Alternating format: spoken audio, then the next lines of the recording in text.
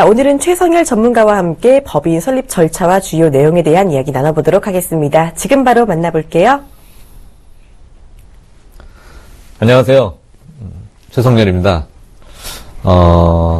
우리 지난주에 그 개인 사업자하고 법인 설립에 대해서 김종호 전문가께서 말씀을 해주셨는데 내용 나가고 상당히 많은 반응이 있었습니다. 뭐 재밌었다는 내용도 있고, 근데 전체적으로 좀 어려운 듯한 느낌을 많이 받으시는 것 같아요. 그런데 간단히 말씀드리면 그렇습니다. 이 좀 익숙하지 않아서 낯설어서 그런 게 아닌가. 저도 지금 방송국에 와서 방송 용어를 들으면 굉장히 낯설거든요. 이제 여러분께서도 아마 조금 더 저희 강의를 잘 들으시고 내용을 들어서 익숙해지시면은 좀 낯설음이 없어지지 않을까 이렇게 생각을 합니다. 그래서 지난 시간에 이어서 오늘은 그 법인을 설립할 때 어떤 주의해야 될 점이 있는지에 대해서 제가 간략하게 말씀드리도록 하겠습니다. 일단 첫 번째로 법인을 우리가 설립한다고 했을 때는 굉장히 주의할 것들이 많이 있습니다. 그런데 이걸 거의 동시에 해야 돼요. 그래서 많은 분들이 법인 설립할 때 그냥 전문가에게 혹은 법무사 이런 분들에게 맡겨서 하시는 경우가 많은데 물론 그분들이 제일 잘하는 분은 맞습니다. 하지만 어떤 것들을 주의해야 되는 것들은 사업을 시작하는 분이 자기가 숙지해야 될 분이 많이 있다는 거죠. 이런 것들을 오늘 차근차근 풀어보도록 하겠습니다. 첫 번째로 지금 여기에 보면은 법인명을 결정을 해야 되는데 예를 들어서 관할 지역 내에서 유사상호를 확인하는 것이 중요합니다. 만약에 그러면은 여러분들 잘 아시는 삼성전자는 수원에 사업장이 있습니다. 본사가. 그런데 그러면은 제가 서울이나 부산에다가는 삼성전자라는 이름을 써도 될까요? 관할 지역이 다르니까. 그 얘기는 그렇게 하면 안 되겠죠. 그래서 그 얘기는 제가 뒤에서 다시 한번 상세히 말씀드리도록 하겠습니다. 그 다음에 본점을 낼 때 소재지, 이것도 상당히 중요합니다. 그냥 어디다 정할까? 무슨 구에 정할까? 왜? 이유는 우리 집이 가까우니까. 이렇게 결정하시는 분들 많이 있거든요. 사무실하고 집하고 가까웠으면 좋겠다. 또 어디에 전철역에 가까우니까 교통이 편리하니까. 여러 가지 고려 사항이 있지만 나중에 세금하고 관련돼서 상당히 중요한 요소가 될 수 있습니다. 그래서 여기에 있는 본점을 결정할 때도 관할 지역 그리고 별도의 공간을 원칙적으로 가져가도록 되어 있습니다. 그러나 그냥 간단하게 사업장의 종류가 작고 규모가 작을 때는 자기 자택 주소로 갈 수도 있기는 합니다. 그래서 예전보다는 많이 수월해졌지만 그래도 역시 어디에다가 사업장을 내느냐 하는 것은 중요하다는 것을 꼭 기억을 해주시고요. 그 다음에 사업을 시작할 때 어떤 목적을 가지고 하느냐 당연히 중요하죠. 자, 이제부터 우리 사업을 합시다 해놓고 뭘 할까 이렇게 고민하시는 분들도 있겠죠. 하지만 그렇게 해서는 안 됩니다. 그래서 어떤 업종, 예를 들어서 제가 무슨 제조업을 하겠다라고 시작을 했는데 그 제조업을 하면은 계속 제조만 합니까? 팔아야 되겠죠. 어디다 파나요? 유통업을 해야 되겠습니다. 또 그 다음에 수출을 할 수도 있겠죠. 그럼 수출업, 무역업 이런 등록을 해야 되는데 등기라는 것은 한번 정해지면 그 다음에는 또다시 변경을 하는 복잡하고 까다로운 절차를 겪어야 됩니다. 그러니까 처음 시작할 때 내가 이걸 만들어서 확장할 수 있다는 것까지 염두에 두고 하셔야 된다는 거죠. 그래서 업태나 업종에 대해서도 고려해야 된다는 거죠. 나중에 다시 한번 자세히 말씀드리겠습니다. 그리고 주주를 구성한다. 주주라는 것은 말 그대로 그 투자를 한 사람들이 자기가 투자한 만큼 나눠서 주식을 가지고 있는 것인데 권리를 가지는 거죠. 그런데 요즘은 법인 설립이 쉬워져서 1인 주주도 가능합니다. 그렇지만 감사라고 해서 주식이 없이 그 회사를 감시하고 제대로 돌아가나 이렇게 보는 사람이 있어야 되거든요. 그 사람이 자기가 지분을 가지고 있다면 자기도 욕심이 나서 똑바로 감시할 수 없겠죠. 그래서 감사를 두게 되어 있는데 이것은 구성 요소입니다. 이것도 뒤에서 다시 한번 자세히 말씀드리겠습니다. 그 다음에 주주와 다른 것, 임원이라는 것이 있습니다. 흔히 우리가 이사, 감사 이런 것들을 임원이라고 얘기하는데 그 중에는 이사를 대표하는 대표이사가 선임이 돼야 되겠죠. 그렇지만 주주하고 임원은 꼭 같지 않아도 되고 같을 수가 없는 것입니다. 서로 경영이라든가 투자라든가 이런 부분으로 서로 다르게 말씀드릴 수 있겠죠. 그 다음에 자본금을 결정해야 됩니다. 자본금은 말씀드린 대로 제약이 없습니다. 예전에는 5천만 원 이런 규정이 있었지만 지금은 정말 100원 이상만 돼도 설립할 수 있는 것이 법인이 됐습니다. 그만큼 쉬워졌지만 여기에는 몇 가지 예외되어 있는 업종이 있습니다. 자본금이 얼마 이상 돼야만 된다라는 그 법인의 요소도 아직은 남아 있습니다만 일반적으로는 쉽게 할 수 있습니다. 그 다음에는 정관. 이 정관이라는 용어를 말씀드리니까 굉장히 어려우신데 그냥 내부에서 회사가 꼭 지키면서 나가야 되는 그런 규정집 이렇게 생각을 하시면 될 것 같아요. 그리고 여기에는 정관에 꼭 표시돼야 되는 절대적 기재사항이라는 것이 있고, 그 다음에 뭐 회사의 어떤 방향이나 운영 방침에 따라서 임의적으로 기재할 수 있는 부분으로 이렇게 나눠져 있습니다. 이 부분도 뒤에서 다시 한번 자세히 설명드리겠습니다. 자, 이렇게 해서 법인 등기를 하기 위한 어떤 요소가 구성이 되면, 그 다음에는 본점 소재지 관할 등기소 가서 등기를 하게 됩니다. 자, 이것은 우리가 개인은 출생하게 되면은 어떻게 하십니까? 주민등록증을 받게 되죠. 그래서 주민등록 번호를 부여받는데 법인은 요 등기라는 것이 바로 개인의 그 주민등록증하고 똑같다고 생각을 하시면 돼요. 그래서 법인 등록번호라는 것이 부여가 되는데, 자, 보시면 알겠지만 땡땡땡 그 다음에 뒤에 7자리 어떻습니까? 느낌이 오시죠? 여러분들 주민등록 번호의 구성하고 자릿수가 똑같습니다. 그래서 이거는 법적인 인격체, 법인을 법적인 인격체로서 하나의 사람과 똑같이 등록번호를 부여한다고 보시면 됩니다. 이제부터 사람처럼 행동할 수 있다라고 허락을 해주는 거죠. 자, 그렇게 하고 나야만 바로 등기가 돼야만 그 다음에 이 번호를 가지고 사업자 등록을 할 수 있습니다. 이때부터는 우리가 세무서에 가서 개인이 사업자 등록을 하는 거랑 비슷한 절차가 됩니다. 물론 필요서는 조금 다르지만, 그래서 관할 세무서에 가서 사업자 등록 번호라는 것을 부여받게 됩니다. 이것은 우리가 흔히 알고 있는 이런 사업자 등록 번호죠. 그리고 대부분의 이 사업자 등록 번호는 이제 세금 신고라든가 회사를 운영하면서 다른 사업자들과 같이 교류를 할 때 주로 사용하는 번호가 되겠습니다. 자, 이렇게 해서 등기 등록 번호하고 사업자 등록번호하고는 다르다라는 것, 두 가지가 다 필요한 용도를 아시겠죠?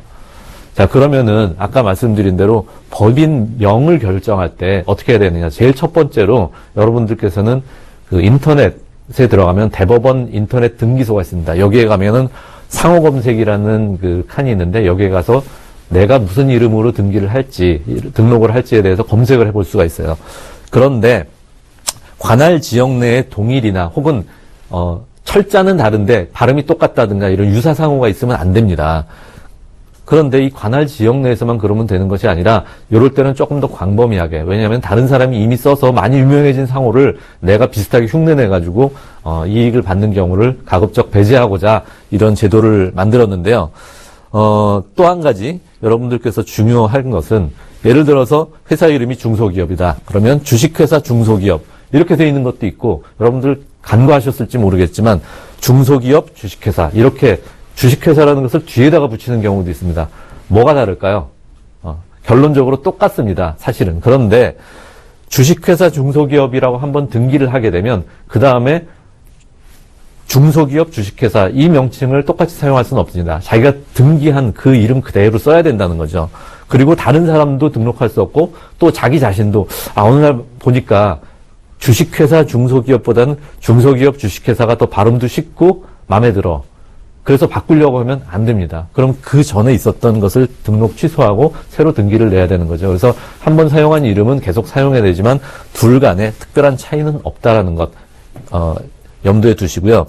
자, 그리고 아까 말씀드린 대로, 그러면 내가 관할 지역 내에서 이름을 등록을 했는데, 그러면은 그 똑같은 이름을 주식회사 중소기업을 등록한 거를 그럼 부산에도 등록하고 서울에도 등록하고 경기도에도 등록하고 이렇게 다 해야만 내가 전국적으로 그 상호에 대해서 인정을 받고 다른 사람들이 내 상호를 침해하지 않느냐? 그렇지 않습니다.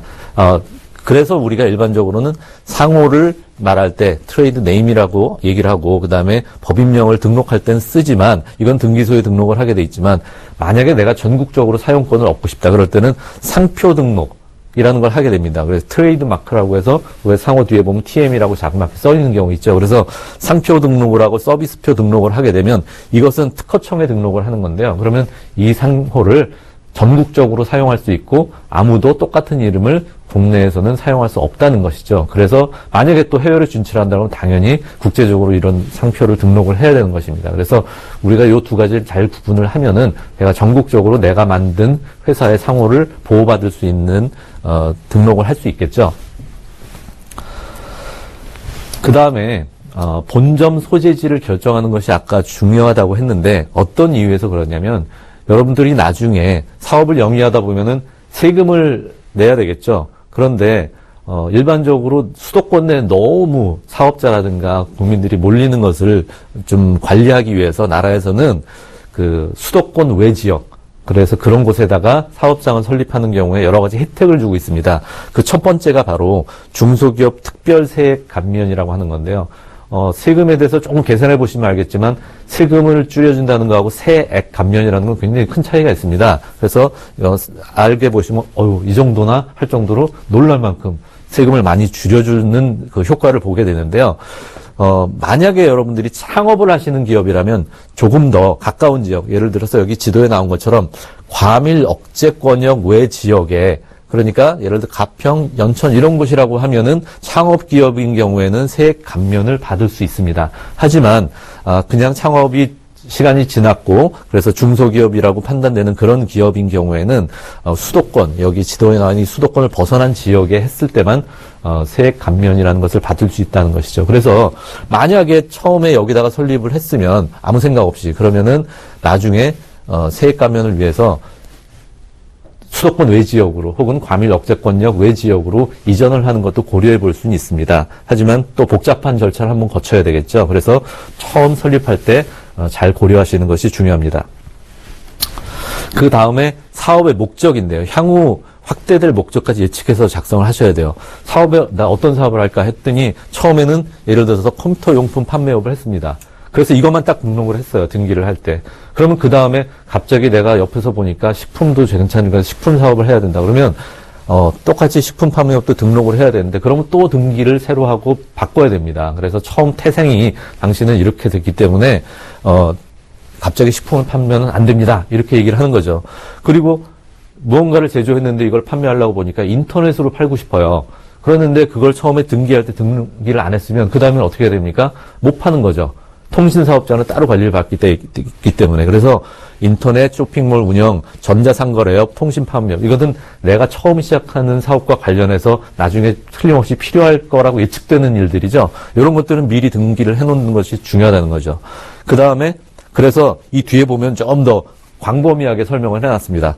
각 호에 관련된, 이 위에 표시된 각 호에 관련된 도소매업, 이러면 좀 광범위해지죠. 그 다음에 각 호에 관련된 제조업, 그 다음에 무역업, 나중에 수출할 때 무역을 해야 되니까, 그 다음에 각 호에 관련된 부대사업 일체, 이렇게 되면 여기서 파생된 몇 가지 사업이 있다 하더라도 이런 범위 내에서 충분히 우리가 사업을 영위할 수 있도록 그때 가서 복잡한 절차를 거치지 않아도 된다는 것입니다. 그래서 이런 절차를 미리 해놓으면 나중에 쉽게 사업을 할 수 있다.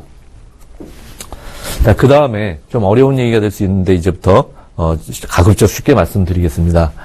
주주를 구성을 해야 되는데 주주를 구성하는 것은 일단 몇 가지 고려해야 될 요소가 있어요. 경영권을 유지해. 나중에 이것 때문에 경영권에 대한 분쟁이 되게 많습니다. 처음에 너무 쉽게 생각을 해요. 나하고 당신하고 동업을 하니까 우리 50대 50으로 갈라 가질까요? 자, 그럼 쉽죠. 그런데 그러면 나중에 경영권, 누군가 결정을 해야 될 때 누가 주인이냐 이런 걸 가지고 분쟁이 생길 수 있습니다. 그래서 고려해서 보통 경영권 유지할 때 50%, 51% 이렇게 많이 하죠. 그래서 그런 것들을 고려해야 되고 그 다음에 주주총회나 일반결의 이런 것들입니다. 복잡한 얘기지만 이것도 어렵지 않습니다. 이제 정관을 나중에 보면은 거기에 나오거든요. 의사결정을 할 때는 이사회가 구성이 되고 주주총회 구성되는데 그 사람들이 어떤 의결권을 가지냐, 과반수, 그 다음에 3분의 2 이상의 출석, 이런 것들에 대해서 회사에서 결정하는 일이 결정될 수 있거든요. 그런데 자기가 만약에 이 발행 주식의 3분의 2 이하로 가졌을 경우에는 의결권이 혼자한테 있지 않게 되죠. 그러면은 결정하는 것이 복잡해질 수 있습니다. 그래서 단독으로 운영하는 성향이 짙은 회사는 여기서 정한 비율 이상으로 처음에 시작할 때 주식을 확보하고 가는 것이 좋다는 거죠.